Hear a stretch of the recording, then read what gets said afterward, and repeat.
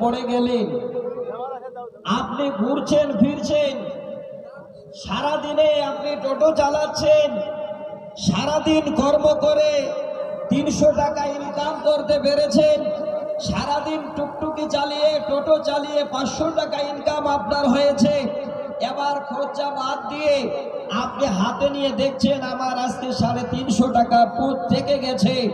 আপনি যদি বলেন আলহামদুলিল্লাহ, আল্লাহ সারাদিনের মেহনতের পরে আল্লাহ এই টাকাটা আমার টেকে গেছে, তো আল্লাহ বলছেন লা আযীদান্নাকুম, আমি আল্লাহ তোমাদের আরো বাড়িয়ে দেব। শুনবেন একটু মন দিয়ে, যদি শুকরিয়া আদায় করেন তাহলে আল্লাহ পাক রব্বুল আলামিন আপনাদের আরো মালধন বাড়িয়ে দেবেন। দ্বিতীয় শাখাটার নাম হলো সবর। আপনি এই আল্লাহর জগতে এসে, এই পার্থিব দুনিয়াতে এসে অনেক রকমের কষ্টে পড়ে আছেন, অনেক বিপদে পড়ে আছেন, অনেক রকমের আপনার বেমার আল্লাহ দিয়েছেন। আপনি যদি সবর করে নিতে পারেন, জেনে রাখেন এত বড় একটা নিয়ামত আপনাকে আল্লাহ দিয়েছেন। আল্লাহ বলছেন আমি সদা সর্বদা ওই বান্দা বান্দীদের সঙ্গে থাকব যারা আপদে বিপদে কষ্টে থাকার পরেও যারা সবর করলো, আমি আল্লাহ তাদের সাথে আছি। এই শব্দটা ছোট, এর ভিতরে কি ঢুকানো আছে অনেকে আমরা জানি না। এই শব্দের ভিতরে কি আছে অনেকে আমরা হয়তো এখনো চিনতে পারিনি। এই সবুরের সংজ্ঞায় বলছেন, যার অর্থ হলো রুকনা, বন্ধ করনা। এই রকমের সমস্ত রকমের আপদ বিপদ আপনার কাছে এসেছে, আপনার শারীরিক ব্যাধি হয়েছে, এই রকমের সমস্যা থেকে সমস্ত উলঝানকে দূর করে দিয়ে আল্লাহ পাক রব্বুল আলামিনের কাছে একত্রবাদ হয়ে সেখানে টেকে থাকার নামই হলো সবর। আমার দিনী বন্ধু, আমি এই জায়গা থেকে আপনাদের 2-4টা কথা ইনশাআল্লাহ আজকে তুলে দেব, যেটা আমাদের ভিতরে নেই, বর্তমানে হারিয়ে গেছে। আর এই রকমের সমস্ত কিছু আমাদের ভিতরে এখন সামাজিকতা নষ্ট হতে শুরু করেছে। এই কোরআন এবং সহিহ সুন্নাহর উপরে আসেন, আমি এবার আলোচনায় আসছি। প্রথম যে আয়াত পড়েছিলাম, সেই আয়াতে আল্লাহ পাক রব্বুল আলামিন 4টা জিনিসকে কেন্দ্র করেছেন, বা সেই 4টা জিনিসকে কেন্দ্র করে বলেছেন। তার আগে উপর আয়াতের শেষ অংশে আল্লাহ বলছেন ওয়া বাশশিরিল মুখবিতিন। এই 4টি কর্ম যারা করতে পারবে আল্লাহ পাক রব্বুল আলামিন তাদের জন্য সুসংবাদ দিচ্ছে। 4টি কর্ম কি? আল্লাহ পাক বলেন বিসমিল্লাহির রহমানির রহিম আল্লাযীনা ইযা যুকিরাল্লাহু ওয়াজিলাত কুলুবুহুম। ওই সমস্ত লোকেরা যখন তারা আল্লাহর কোরআন শুনল, এই আল্লাহর পাঠানো কিতাব শুনল, আল্লাহর পাঠানো বাণী শুনল, তখন তাদের হৃদয়ে যেন ভয় ভীত হয়ে গেল। 1 নাম্বার, আল্লাহ রাব্বুল আলামিন তিনার পাঠানো কিতাবের সেই কথা বললেন। 2 নম্বরে আল্লাহ পাক বলেন ওয়াস-সাবিরিনা আলা মা আসাবাহুম। ওই সমস্ত বান্দা বান্দিরা যারা আমার জগতে, আমার জমিনে এসে বিপদে পড়ল, অনেক রকমের তাদের আপদ বিপদ যেন দেখা দিল, শারীরিক বালা আল্লাহ যেন দিলেন, এই রকমের ধন সম্পদের আল্লাহ ক্ষতি দিলেন। আল্লাহ বলছেন বান্দা, যদি তোমরা এই সমস্ত বিপদে সবর করে নিতে পারো, ধৈর্য ধরে নিতে পারো, এই 2 নম্বর বান্দাদের আল্লাহ যেন সুসংবাদ দিলেন। 3 নম্বরে আল্লাহ বলছেন ওয়াল মুকিমিস সালাতি ওয়া মিম্মা রাযাকনাহুম ইনফিকুন। 3 নাম্বার হলো আল্লাহ বলেন বান্দা যখন তোমরা এই রকমের আমার ধ্বনি শুনবে নামাজের সময় হয়ে যাবে, তোমরা সঠিক সময় কি যারা সালাত আদায় করবে নামাজ পড়বে, এই 3 নম্বর বান্দা বান্দিদের সুসংবাদ ওয়া মিম্মা রাযাকনাহুম ইনফিকুন। আল্লাহ বলেন বান্দারে আমি যাদের ধন সম্পদ দিলাম, অর্থ দিলাম, সেই অর্থ থেকে যারা তোমরা আমার রাস্তায় ব্যয় করবে, আল্লাহ এই চারটি কথা যেন তিনার কাছ থেকে পাঠিয়ে দিলেন। আল্লাহ বলেন বান্দা যদি তোমরা মেনে নিতে পারো ওয়াবাশশিরিল মুখবিতিন, আমি আল্লাহ তোমাদের জন্য এই সুসংবাদ পাঠালাম। 4টি কথা খুব দামি, খুব মূল্যবান, কিন্তু আমরা যদি এতটুকুন করে আজকে মেনে যেতে পারি আমাদের জীবন ধন্য হয়ে যাবে ইনশাআল্লাহ। আপনারা খালি একটু রুকবেন, একটু ধৈর্য ধরবেন, একটু সবর করবেন যে আল্লাহ আজকে যখন এসেছি সমস্ত আলেম ওলামাদের আজকে তাকরীর শুনে যাব, ওনাদের মুখ থেকে আজকে আমাদের জীবন ব্যবস্থা কি করে চলবে সেই আলোচনা আমরা পাবো। আশা করি আপনাদের আমাদের সকলের খোরাক এই কোরআন এবং হাদিসের মধ্য থেকে ইনশাআল্লাহ আমরা পেয়ে যাব। এবার আসে পৃথিবীর বুকে সব থেকে মানুষ যখন বিপদে পড়ে, মানুষ যখন বিপদগ্রস্ত হয়, ওই টাইমে তখন আল্লাহ বলে ডাকে, আল্লাহ বলে তখন ডাকে যখন মানুষ বিপদে পড়ে। অনেকদিন পূর্বে একটা আমি কবিতা বলেছিলাম, আজকে আর বলতে যাচ্ছি না, না হলে আমি কবিতাটা শোনাতাম যে বিপদের সময় মানুষ আল্লাহকে বেশি ডাকে কিনা। আমি সহিহ সুন্নাহর উপরে, সহিহ বুখারী মুসলিমের হাদিসের উপরে কিছু আপনাদের হাওয়ালা তুলে দেব, তার জন্য আমি সময় বরবাদ করছি না, কথাগুলো একটু মন দিয়ে শুনবেন। আপদ বিপদ মুসিবত যদি আসে জানবেন যে আপনি আল্লাহর কাছে অবশ্যই কামিয়াব, আপনার নসিব ভালো যে এই জমিন থেকে আপনি আপনার গুনাহ মোচন করে আল্লাহর কাছে যেতে পারছেন।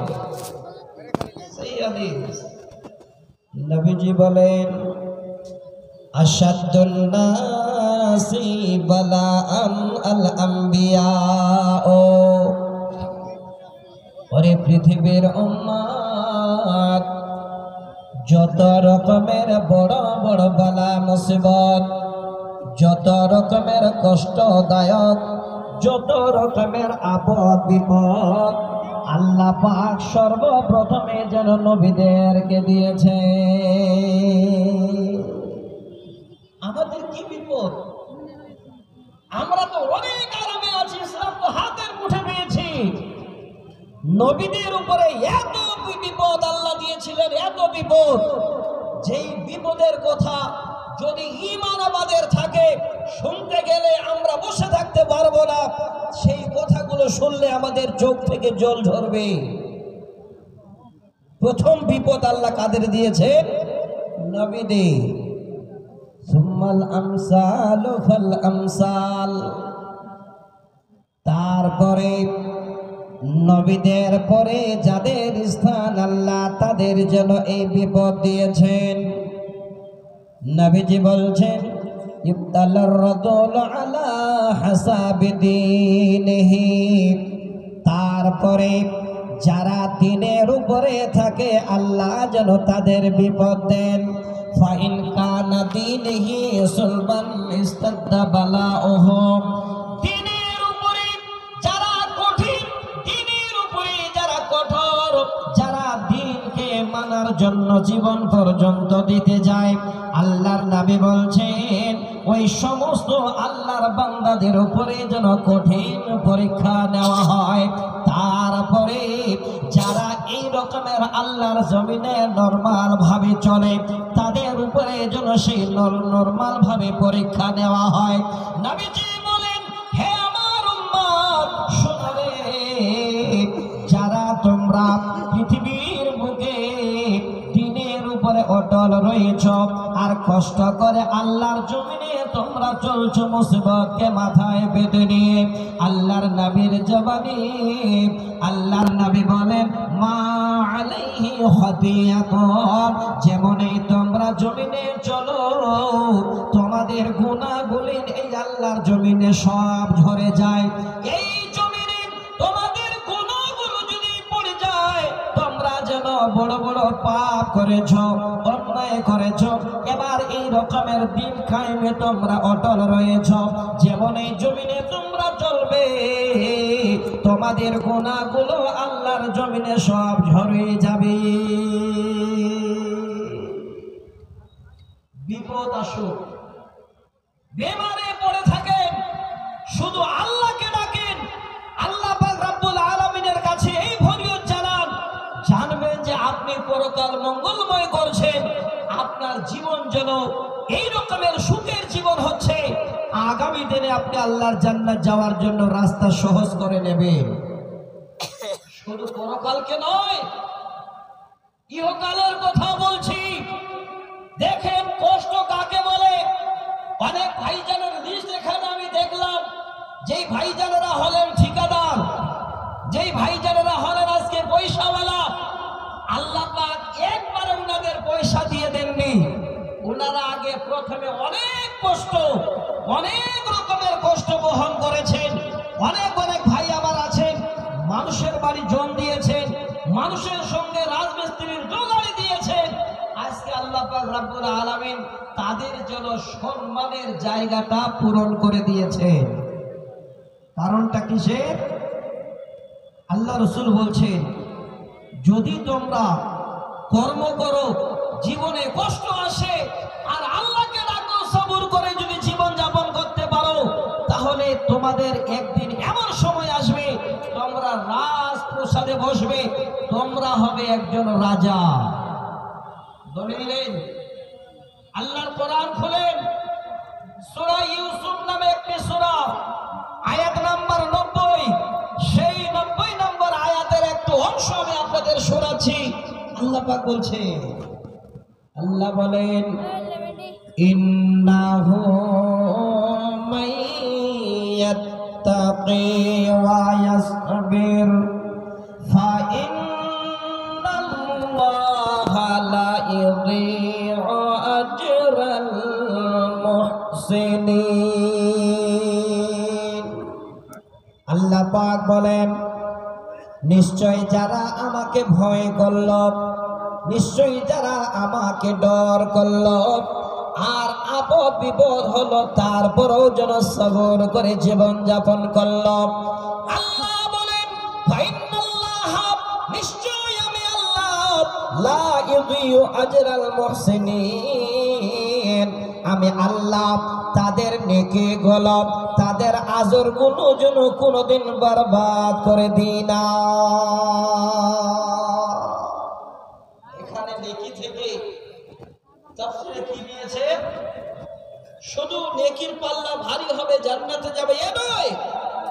এই আয়াত থেকে হযরত ইউসুফ আলাইহিস সালামকে বুঝাতে চেয়েছেন, একটু ভালো করে শুনবেন, জীবনে কষ্ট যদি আপনার আসে আর যদি মাথা পেতে মেনে নিতে পারেন, একদিন আপনি কামিয়াব। আজকে কুরসেলবাসী জীবনে প্রথম কষ্ট করেছিলেন, আপনাদের মাদ্রাসাটা ছিল কাঁড়ি দিয়ে, বিন্নার বেড়া দিয়ে, পাটখড়ির বেড়া দিয়ে, আজকে সেই মাদ্রাসা যেন শাহনশাহ ইউনিভার্সিটি তৈরি হয়ে গেছে। শুধু একটা নয়, দুইটা মাদ্রাসা হয়েছে। এটাই হলো আমাদের সবর বা কষ্টের ফল। দেখেন হযরত ইউসুফ আলাইহিস সালামকে ভাইরা কুয়ায় ফেললো। অনেক কথা লম্বা আমি বলছি না, খালি এইভাবে তাকিয়ে বললেন, ভাইরা আজকে তোমরা আমাকে পড়ে ফেলে দিচ্ছ, একটুকু তোমাদের দুঃখ হয় না? আমার দিকে তাকিয়ে একটু তোমাদের মায়া হয় না? তারা এত বড় নিষ্ঠুর, হযরত ইউসুফ আলাইহিস সালামকে কুয়ায় ছেড়ে দিলেন। কে ছিল সেখানে? কোনো ভাই ছিল না, কোনো দাদা ছিল না, কোনো গ্রামের মানুষ ছিল না, একাই কুঁড়ে পড়ে গেছেন। ওই সময় যেন হযরত ইউসুফ আলাইহিস সালাম বলছেন, আল্লাহ এত বড় কষ্টে আল্লাহ তুমি ছাড়া আর আমার কেউ নেই। আল্লাহ বলছেন, ওরে নবী, এত বড় তোর বিশ্বাস, এত বড় তোর জন্য ঈমান মজবুত, যে এই রকমের ধারণা যেন তোমার অন্তর থেকে আসছে। আল্লাহ পাক এমন করে সেই বিপদ থেকে হযরত ইউসুফ আলাইহিস সালামকে তুলে নিলেন। এবার বিশাল একটা জায়গায় যেন বাজার হলো, সেখানে বিক্রির পরে বাদশার ঘরে গেলেন। আর যেন বাড়াতে চাই না, আল্লাহ পাক এমন একটা সম্মানের জায়গা দিলেন যে পুরো মিশরের মধ্যে এই রকমের 1 নম্বর চেয়ারের মালিক বানিয়ে দিলেন, রাজত্ব দিলেন আল্লাহ। এই কষ্টের ফল, এইটুকু কষ্ট করেছেন তার জন্য তার ফল আল্লাহ দিয়েছেন। আর হাদিসের শব্দ পড়েছি, সব থেকে আশাদ্দুন নাসি বালান আল আম্বিয়া, আল্লাহ রাসূল বলছেন সব থেকে কঠিন যদি আল্লাহ পরীক্ষা নিয়েছেন নবীদের উপরে, এবার নবীদের পরীক্ষা সব থেকে বেশি হয়েছে। তিনি একজন নবী, দেখেন কুয়ায় ফেলে দিয়ে দেওয়ার পরে আল্লাহ এমন পরীক্ষা নিলেন যে তার বিনিময়ে আল্লাহ পাক মিশরের তাকতে বসিয়ে দিলেন। সেখানে বসে তিনি এবার রাজত্ব চালাচ্ছেন। কষ্টের সময়, অভাবের সময়, খাবার নেই, বাদশার কাছে গোডাউন ভরা সব মাল। এবার বাদশা এলান করছে, এই রকমের আমার তরফ থেকে দেশবাসীদের রেশন দেওয়া হবে, তাড়াতাড়ি করে তোমরা এসো। ইতিহাস আপনাদের জানা, আল্লাহর কোরআনের কথা বলছি। এবার সবাই চারিদিক থেকে আসছে। যেই ভাইরা এত কষ্ট করে দুশমনি করে হযরত ইউসুফ আলাইহিস সালামকে ফেলে দিয়েছিল কুয়ায়, ওই ভাইরা সবাই সামনে গিয়ে এবার সওয়ালের হাত বাড়িয়ে দিয়েছে। উনি দেখছেন এরা কেউই নয়, এরা হলো সেই আমার ভাই, সেই হলো সেই দাদারা যারা আমাকে নিষ্ঠুর ভাবে কুয়ায় ফেলে দিয়েছিল। আজকে তারা আমার কাছে রেশন নেওয়ার জন্য লাইন লাগিয়েছে। আমার দিনী বন্ধু, হে আমার ভাইজান, আমি আপনাদের বলছি, অনুরোধ করে, জীবন চলতে গেলে, জীবন যতদিন থাকবে কষ্ট আমাদের আসবে। আর কষ্টটাকে যদি মাথা পেতে মেনে নিতে পারেন, আপনার জীবন ধন্য হবে। তবে পরের কিছু নিয়ে আপনি আপনার জীবন কোনোদিন ধন্য বানাতে চাইবেন না। পরের কিছু নিয়ে বললাম, আসছে একটা হাদিসকে আপনাদের সামনে তুলে ধরবো। এই কথাটাকে একটু নোট করে রাখবেন। কষ্ট হবে নিজে, আপনি নিজে কর্ম করুন। অপরের উপর চাপ দিয়ে কিছু নিয়ে আপনি বাদশা হতে পারেন না। আরেকটা বখারের হাদিস শোনাচ্ছি। আজকে ইসলাম আমাদের কাছে কত হাতের মুঠে। আজকে যদি এই রকমের আমরা আল্লাহ রাসূলের কাছ থেকে এই বার্তা না পেতাম, তাহলে আমরা মানুষ হয়তো এত কষ্ট বরদাস্ত করতে পারতাম না যত কষ্ট আল্লাহ রাসূল নবীরা করেছেন। এটা একটা নমুনা আমাদের। হযরত আয়েশা সিদ্দিকা রাদিয়াল্লাহু তাআলা আনহা, তিনি আল্লাহ রাসূলকে জিজ্ঞাসা করছেন, ইয়া রাসূলুল্লাহ, আমি আপনার কাছে জানতে চাই, উহুদের দিনের থেকে এর থেকেও বেশি কি কোনো এই রকমের আপনার জীবনে কষ্টের কোনো দিন এসেছে গো নবী? দেখবেন সহিহ বুখারীর হাদিস। নবীজি বলেন, আয়েশা ভালো করে শুনে নে, উহুদের দিনের থেকেও এমন একটা দিন আমার কাছে এসেছিল যখন আমি ইয়ামা নামক জায়গায় পৌঁছাই। হে আয়েশা, এই রকমের তোমার কিছুই বংশের লোকেরা যারা সেই জায়গায় আমি যখন তায়েফে পাড়ি দিলাম আল্লাহর এই কালামকে যেন বুলন্দ করার জন্য, ইসলামকে পৃথিবীর মানুষের কাছে এবার প্রচারের জন্য, হে আয়েশা, সর্ব শুনলাম একটা লোকের কাছে গেলাম যার নাম হলো আব্দুল বিন কিলাল, আমি তার কাছে গিয়ে ইসলামের এবার দাওয়াত দিচ্ছি। আমার কথা নিল না, এমন করে আমার কথার উপরে তার যেন ও নিয়ে আসলো, সে এমন একটা আমার সঙ্গে ব্যবহার করলো যে সেই তাইফবাসী যেন বাচ্চাদের দিয়ে আমার উপরে আমার গায়ে তারা আঘাত করতে লাগলো। এত বড় আঘাত হলো যে আমার শরীর থেকে এবার খুন বাইতে লাগলো, আমার শরীর রক্তে লহুলহান হয়ে গেল। কেউ নেই আমার পাশে দাঁড়াবে, একজনও নেই। আমি মনের দুঃখে সব মাথা পেতে মেনে নিয়ে সেখান থেকে একটু আমি বেরিয়ে গেলাম, একটা জায়গায় দাঁড়ালাম, জায়গাটার নাম হলো কর্ণসালিব। সেই জায়গায় দাঁড়ালাম যেটা সবাই আমরা জানি যে ইয়ামানবাসীদের জন্য, নাজবাসীদের জন্য সেটা হলো মিকাত। সেখান থেকে ওনারা হজের মিকাত বাঁধেন, সেখানে আল্লাহ রাসূল দাঁড় হলেন। দয়ার কান্ডারি নবীজি আমার দাঁড়িয়ে আছেন, সেখানে আগে পিছে কেউ যেন নবীর নাই। সেই কঠিন দিনে আল্লাহ রাব্বুল আলামিনের ওয়াদার এক খণ্ড মেঘ এবার ভেসে এসে নবীর মাথার উপরে যেন এবার দাঁড় হয়ে গেল।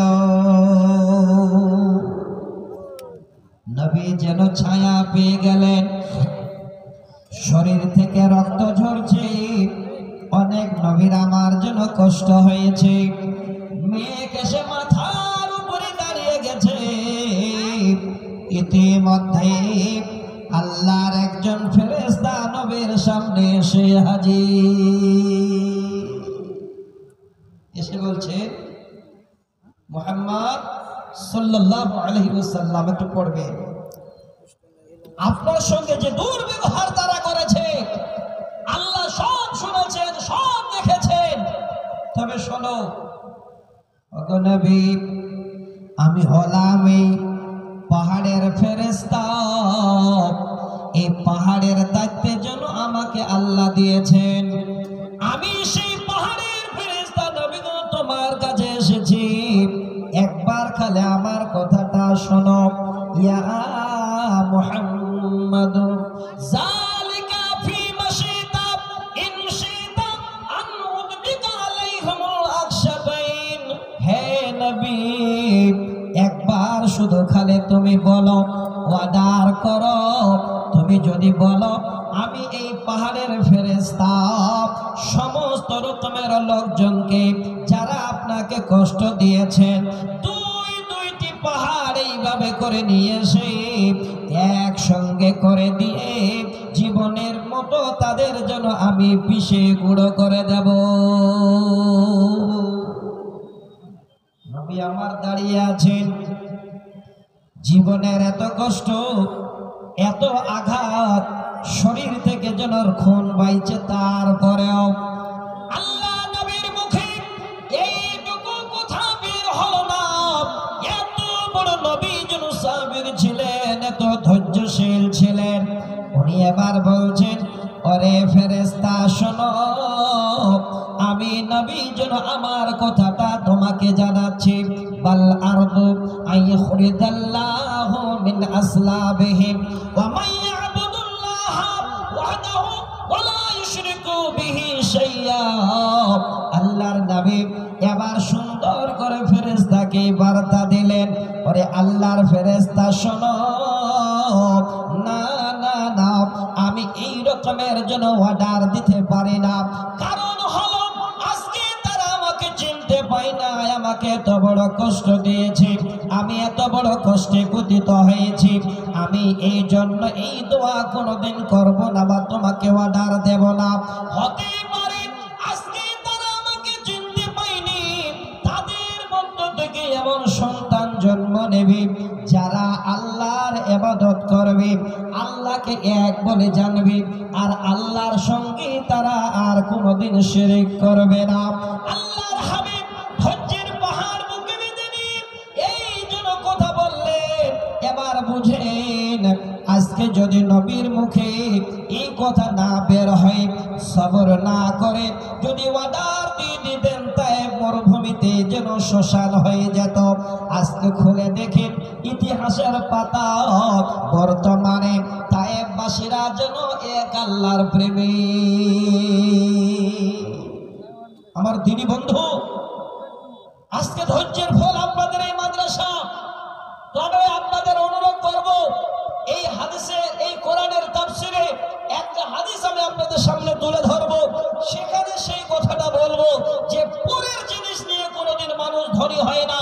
আর পরের জিনিস বরদাস্ত যদি না করতে পারেন তাহলে আপনি সবর করনেওয়ালা হতে পারবেন না। পরের জিনিস কি? এটা হলো সমাজের একটা ব্যাধি, সমাজের একটা বিমার, সমাজের একটা রোগ। বর্তমানে এই রকমের মানুষ আমরা যেন সাবের হতে পারিনি, আমরা ধৈর্যশীল হতে পারিনি। মানুষের জিনিসের উপরে লোভ আমাদের বেড়ে যাচ্ছে। এটা নয় যে আল্লাহ কষ্ট করবো, আল্লাহ তুমি আমাদের দেবে। সেই জায়গাটাতে আসবো, সেই জায়গাটাতে একটা হাদিস আপনাদের তুলে দেব। আজকে আপনাদের এই বুখারী মুসলিমের হাদিসের দোয়াটা আপনাদের করতে বলবো। যদি দোয়াটা করতে পারেন, যত বড় মুসিবত আসুক না কেন, শুধু খালি এই শব্দটা আপনি বের করতে পারেন, ইন্না লিল্লাহি ওয়া ইন্না ইলাইহি রাজিউন। জেনে রাখেন, এই শব্দ মুখে বের হবে আর তার সাথে বলতে পারেন, আল্লাহুম্মা আজিরনি ফি মুসিবাতি ওয়াখলিফনি খায়রাম মিনহা। আপনার জীবন ধন্য হয়ে যাবে। আপনাকে মানুষের দিকে চেয়ে থাকতে হবে না। একটু শুনিয়ে দিই আপনাদের, কারণ আমি একটা দুটো কবিতা আপনাদের শোনাবো। এই কবিতা দুটো এই জন্য শোনাবো, বর্তমান আমাদের বাঙালি, আমি ভাবছিলাম আমরা সব থেকে খারাপ মানুষ, আপনাদের বিহারের মানুষ বলে ভালো ছিলেন। কিন্তু আজ থেকে আমি আল্লাহর কসম করে বলছি, 20 বছর আগে আপনারা ভালোই ছিলেন, 20 বছর পরে এত করে হাতে শোনার পরও খারাপ হয়ে গেছে। যদি বলেন কেন? আমার একটা বন্ধু আছে, সবাগঞ্জ গ্রাম বলে এই এরিয়াতে হবে, পূর্ণিয়া, এটা কাটিয়ার তো পূর্ণিয়া। তো ওই আমার বন্ধুর বড় দাদা, 8টা মেয়ে। বলছে ভাই, মনে হয় না যে আমরা অপর কেউ, একদম দাদা ভাইয়ের মতন সম্পর্ক। বলছে ভাই, আমার 8টা মেয়ে, আল্লাহ আমাকে এত ভালো রেখেছেন, কোনো চিন্তা নেই আমার। আমি 4টা মেয়ে বিয়ে দিয়ে দিয়েছি, 1 পয়সা লাগেনি। এবার পরবর্তীতে যদি 1-2 বছর পরে গেলাম, তখন বলছে ভাই, আল্লাহ পাক রব্বুল আলামিনের দুনিয়াতে এই রকমের মানুষ জন্ম নিয়েছে। ঠিক আছে বলছি, এমন মানুষ জন্ম নিয়েছে, এত ক্ষুধার্ত মানুষ দুনিয়াতে বেরিয়ে গেছে, আমি ধারণা করিনি। বলে কেন? বলে 4টা মেয়ে আর আমি বর্তমান বিয়ে দিতে পারছি না, কষ্টে। কিসের কষ্ট? আমরা বলি দাম, ডিমান্ড। আপনারা কি বলেন? জায়েজ, তাই তো? একটু হা হো বলবেন। আপনাদের দেশে কি জায়েজ নেন? আপনারা নেন তো? আলহামদুলিল্লাহ, গাড়ি নেই। হ্যাঁ হ্যাঁ, ফোনে বলছি, ঠিক আছে, তাহলে আরো ভালো লাগবে। এখন বলছেন মৌলানা যে জায়েজ ওরকম বেশি নিয়ে নাই, তারপরে গাড়ি নেই। আচ্ছা, গাড়িটা জায়েজের মধ্যে পড়ে না? আমি অনুরোধ করছি, আপনারা ইমানদার, এটা পরিচয় দিয়েছেন, আপনারা ধৈর্য সহকারে বসে আছেন। যারা এখানে বসে আছেন, চুপ করে একবার হাত দেখিয়ে দেবেন। এই বিয়েতে যারা গাড়ি নিয়েছেন, কে কে একবার হাত দেখান। ইমানদারের পরিচয় দেখেন, একটাও নাই, আছে? আর যত বাইক আগে এখানে এসেছে জালসায়, আমার মনে হয় আধা বাইক কত শ্বশুরের দেওয়া। হ্যাঁ, 90% থেকেও বেশি না। আমি একটা কবিতা আপনাদের শোনাবো। এবার শ্বশুরের বাইক আপনারা পেয়েছেন, আর এই বাইকটা পেয়ে আপনারা এখানে খুব আরাম করে এসেছেন। আপনাদের কবিতাটা না শোনালে আমারও কিন্তু মনের মধ্যে শান্তি আসবে না। আমি ইনশাআল্লাহ আপনাদের কবিতা পুরোটাই শোনাচ্ছি। যে যেখানে আছেন একটু ধৈর্য ধরবেন, আশা করি কাজে দেবে। কেন বলছি? এত বড় একটা নিয়ামত আপনি মেয়ে পাচ্ছেন, তাও আপনার বাইক কেন? আপনি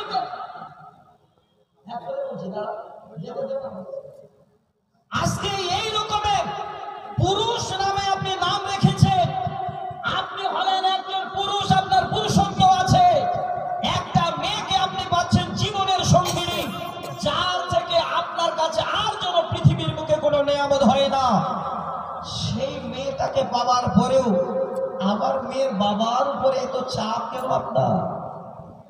এত মেয়ের বাবার উপরে ছুরি চালান কেন?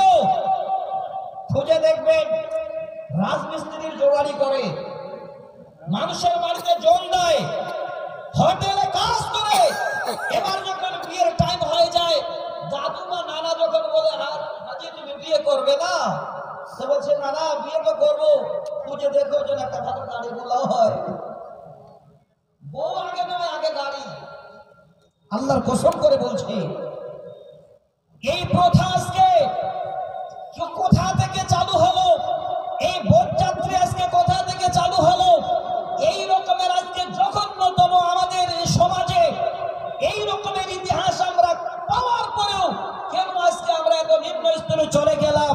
আমি কয়েকটা কথা আপনাদের বলছি এই হাদিসটাকে কেন্দ্র করে, ইনশাআল্লাহ এই দোয়াটাকে কেন্দ্র করে, যে আপনি যদি আজকে পুরুষ মানুষ হন, ধৈর্য ধরেন, এক পয়সা আপনি শ্বশুরের কাছে নেবেন না, একটা গাড়ি শ্বশুরের কাছে জোর করে নিলেন, আল্লাহ আপনাকে তাতে বরকত দেবে না। আর আপনি যদি সবর করে জীবনের নিয়ামতটাকে নিয়ে নিতে পারেন আর আল্লাহকে যদি ডেকে জীবন যাপন করতে পারেন, আপনার জীবনে কোনোদিন মালের অভাব হবে না। সহিহ মুসলিমের হাদিসের হাওয়ালা দেব।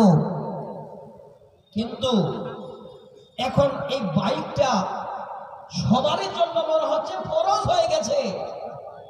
এই যে কিছু কিছু জিনিস ফরজ আমাদের জন্য, এই ইসলামের খুঁটি পাঁচটা, তার মধ্যে আমরা জানি আল্লাহকে সাক্ষ্য দেওয়া, তারপরে যাকাত দেওয়াটাও ফরজ তাদের মাল হয়েছে। কিন্তু এখন বর্তমানে ছেলেরা আমরা ভাবছি একটা বাইক নেওয়া আমাদের জন্য ফরজ। বাইক নিয়েছেন ঠিক আছে, আপনি ডিমের নেবেন না, জাহেজ নেবেন না, ছুঁড়ে ফেলে দিন। আপনার যদি পুরুষত্ব থাকে, আপনি যদি একজন আল্লাহ নবীর উম্মত হন, এই রকমের কোনোদিন অপরের জোর করে কোনো বাইকে হাত দেবেন না। আজকে আপনি এই ইতিকাদ করে যান, 6 মাসের মধ্যে আল্লাহ আপনাকে বাইকের ব্যবস্থা করে দেবে। যদি বলে কি করে?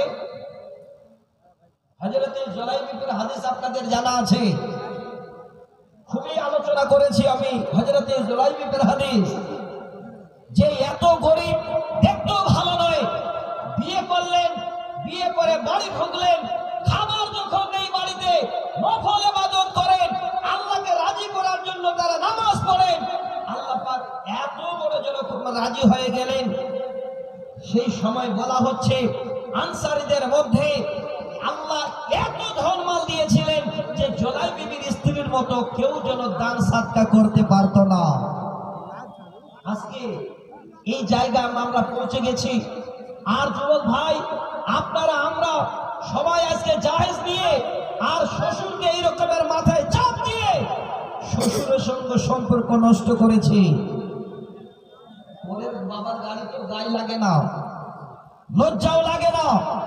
আপনি যে বাইকটা চালাচ্ছেন, শ্বশুর ঘরে ঢুকছেন, আপনার আদব কায়দাও পর্যন্ত হারিয়ে ফেলেছেন, আপনার বাইক চালার কায়দাটাও যেন নেই।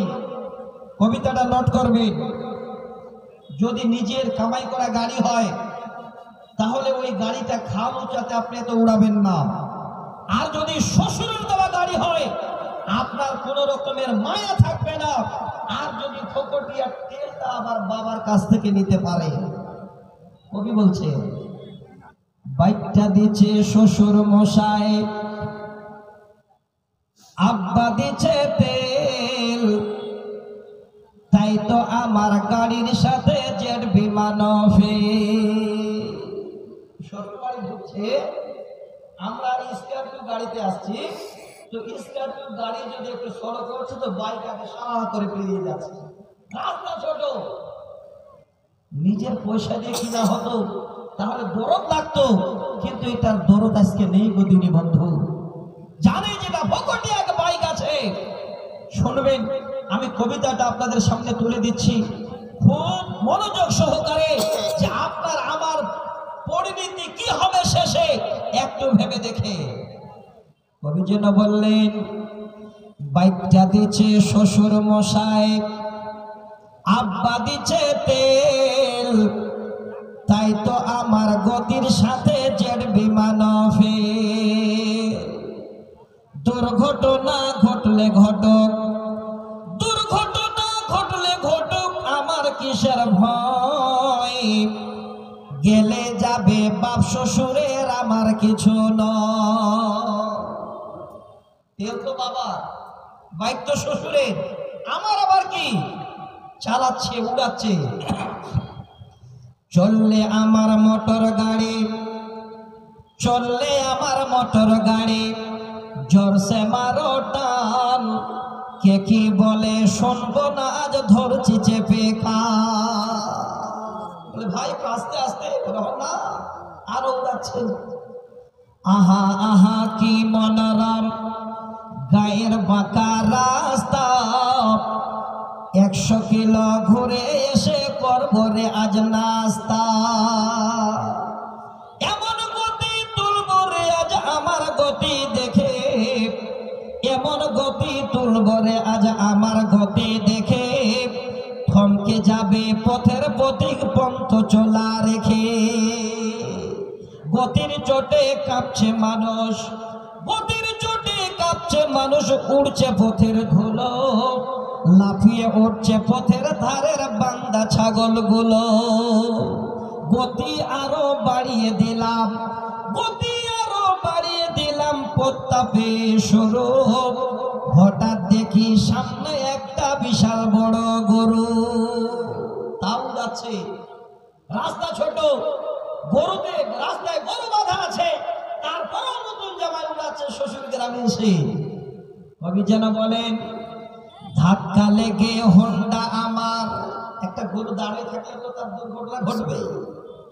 ধাক্কা লেগে হোন্ডা আমার পড়ল গিয়ে খাদে, আমার তখন হুঁশ ছিল না, ফিরছে দুদিন বাদে।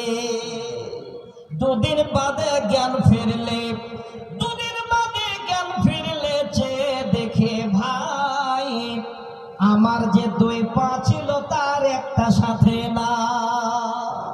এমন দুর্ঘটনা যে ডাক্তার একটা পা কেটে ফেলে দিয়েছে, ঘটছে। এবার আমি আপনাদের কাছে অনুরোধ করছি, একটু ধৈর্য ধরবেন। আল্লাহু আকবার। এই কথাটা না বলে আমি আর কবিতা বলছি না। দেখেন আল্লাহ পাক রব্বুল আলামিন এই রকমের আল্লাহর বান্দাকে তৈরি করে রেখেছেন এই কুরসেলের মাটিতে। এটাও হলো একটা সবরের ফল। আমি আপনাদের দুটো হাদিস শোনাতে চেয়েছিলাম, যদি একটু সবর আপনাদের এই দিলে থাকে তো আপনি সবকিছু করতে পারবেন, কোনো জিনিসের আপনার চিন্তা ভাবনা হবে না, পরকালকে নিয়ে আপনার একটা চিন্তা আসবে ইনশাআল্লাহ। আজকে আমার একজন ভাই আব্দুল জব্বার সাহেব, এত বড় দাতা আমার হাতে, উনি 7 কাঠা জমি দান করেছে। 7 কাঠা মানে অনেকটাই না? যাক আলহামদুলিল্লাহ, 7 কাঠা মানে অনেকটাই জমিন। এত বড় দাতা, একবার নারা দেবেন না আপনারা? নারে তাকবীর! আব্দুল জব্বার সাহেব উনি 7 কাঠা জমি দান করেছেন। একবার আমি অনুরোধ করব, আচ্ছা মা বাপ, হ্যাঁ শাশুর নামে, মানে মা বাবা শ্বশুর শাশুড়ির জন্য আরো দিয়েছেন কত? আচ্ছা আচ্ছা, আফতাব আলম উনি দিয়েছেন 10,000 টাকা। দেখেন সকলের জন্য দান করতে হবে। উনি জানেন যে আমার শ্বশুরেরও আমার হক আছে, মা বাবারও হক আছে, শাশুড়িরও হক আছে। আমি কবিতাগুলো খুবই আগে বলতাম, এখন হয়তো টাইম পাওয়া যায় না, জালসায় এসে 1 আর 1.5 ঘন্টা টাইম আছেন নাকি এখানে? কোনটা ঠিকাদার? ওই ভাই আফতাবালি ভাই, দেখি দেখি একটু চেহারাটা, ওটা আফতাবালি, একটু বলবেন আমাকে, আমি তো চিনি না। আমার বিজলি থানা কই, এখানে বসে দেন, কাছে চেয়ারে বসিয়ে দেন। কোনটা?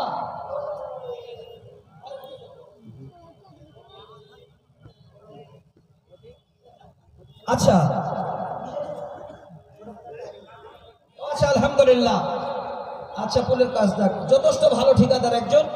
আমি আমার আফতাব ভাইয়ের কাছে বড় আশা করে একটা কথা বলবো, কথাটা যেন আমার রেখে দেন ভাই। ভাই আপনি 12 মাসে 12,000 নয় আর 10,000 টাকা দিয়ে 12 মাসে